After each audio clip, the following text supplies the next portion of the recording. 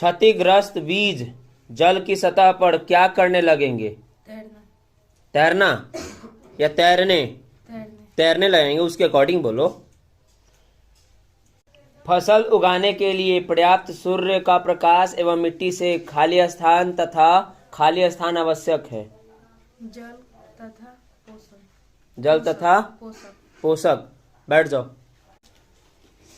आप बताओ, क्षतिग्रस्त बीज जल की सतह पर क्या करने लगेंगे? तैरने।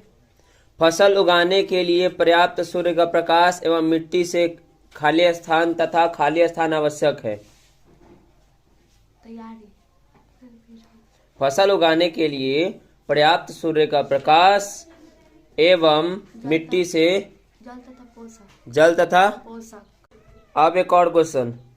एक स्थान पर एक ही प्रकार के बड़ी मात्रा में उगाए गए पौधों को क्या कहते हैं? फसल।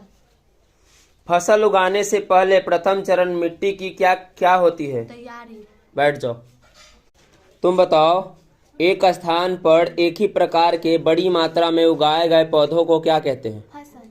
फसल उगाने से पहले प्रथम चरण मिट्टी की क्या होती है? तैयारी। क्षतिग्रस्त बीज जल की सतह पर तैरने लगेंगे। फसल उगाने के लिए पर्याप्त सूर्य के प्रकाश एवं मिट्टी से खाली स्थान तथा खाली स्थान आवश्यक है। जल तथा पोषक। बैठ जाओ। क्या नाम है तुम्हारा? रिया कुमारी। रिया कुमारी।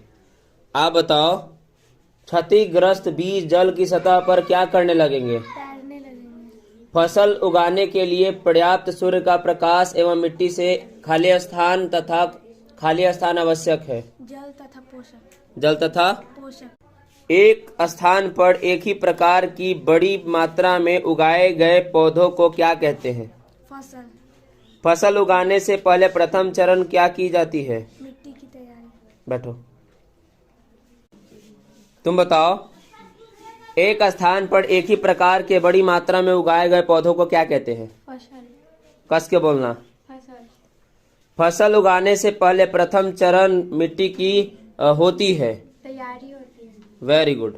क्षतिग्रस्त बीज जल की सतह पर क्या करने लगेंगे? तैरने लगेंगे। फसल उगाने के लिए पर्याप्त सूर्य का प्रकाश एवं मिट्टी से खाली स्थान तथा खाली स्थान आवश्यक है। जल तथा पोषक। बैठ जाओ।